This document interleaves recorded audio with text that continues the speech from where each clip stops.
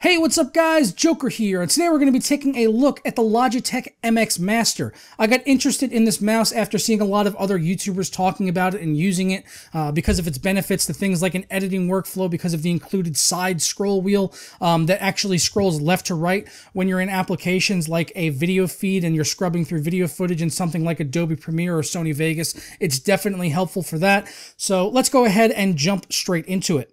Looking at what comes in the box, we have the Logitech MX Master itself, obviously, along with a charging cable that plugs right into the front of the mouse for charging the non-removable lithium polymer battery that gives us up to 40 days of battery life, which is quite long. That's a really good battery life to see on this mouse, since it is a wireless mouse that you're going to want to use that way. Also along in there is the unifying pairing device, which you're going to definitely need if you're on an older operating system, because the Bluetooth pairing on this mouse actually only works on newer OSs like Windows 8, Windows 10. If you're trying to use the Bluetooth pairing, it's going to work fine on those operating systems. But if you're on something like Windows XP or Windows 7 and trying to use the MX Master, just know that you're going to have to use the pairing device that comes along with the mouse if you do want to use it on those older operating systems. The DPI on the mouse goes from 400 up to 1600, which is quite low compared to what I'm used to. I had to go into the Windows settings and set the pointer speed to be the highest that it possibly could, especially when pushing it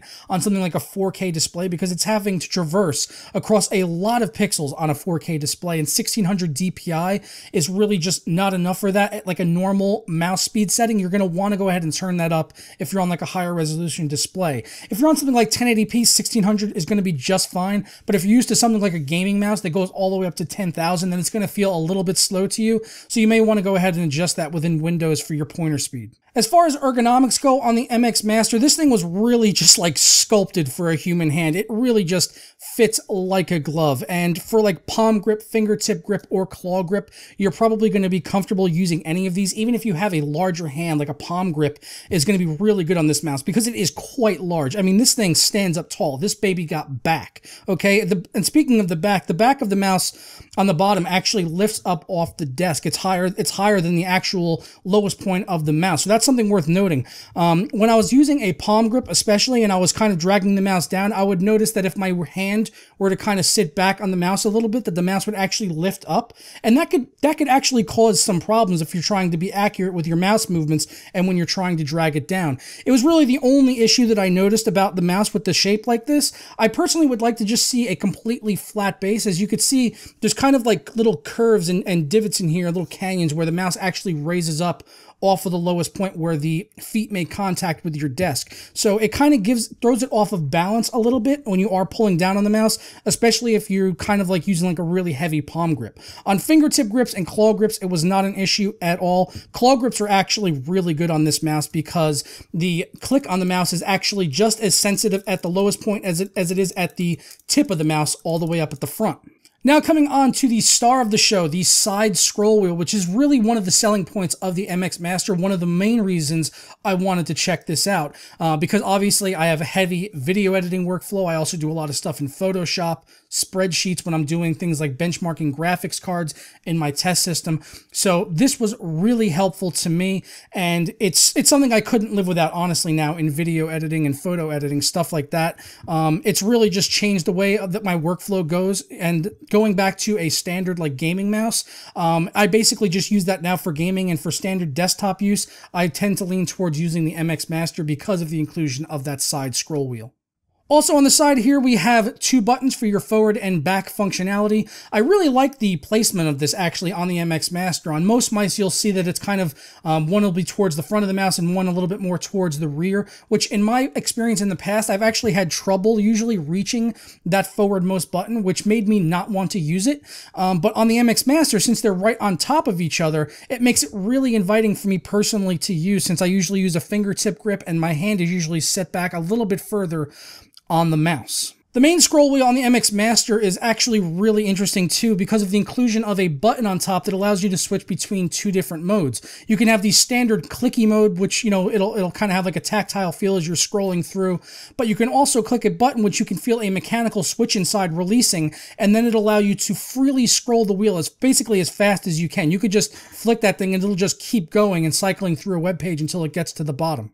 This mouse also has sort of like a hidden button on the side of the mouse, actually, something I didn't know about before getting the mouse. It's a gesture button. So what this does is it's on the side here, and you just kind of push down on the side of the mouse here, and it actually kind of works like an Alt-Tab functionality so that you could cycle through different windows, but you can also use it for gestures. So you can go ahead and grab a window, and if you hold it down and move your mouse up, it'll maximize, holding it, moving it down will minimize, or moving it left and right while holding it will snap your windows to the left and right side of the screen. One thing I would like to see personally is on Windows 10 is to be able to do diagonal gestures, since they now have corner snapping on Windows 10, but this seems mostly just suited for snapping windows to the left and right, or maximizing and minimizing.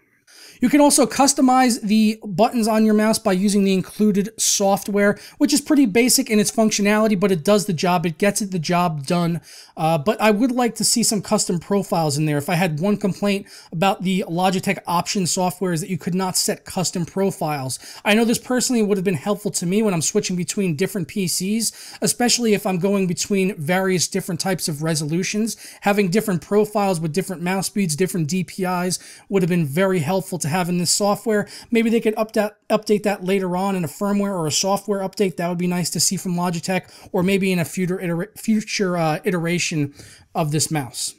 So that's really all I have to cover on the MX Master. I'm really enjoying the mouse, especially for my workflow, as I've mentioned. So if you are out there thinking about picking this up for a professional workflow, doing the types of thing I talk about, spreadsheets, photo editing, music editing, video editing, any type of sound editing, really, you're going to find a lot of benefit in the MX Master, but don't think about getting it for gaming. It's really not made for that. This is a professional mouse, and that's what it should be used for.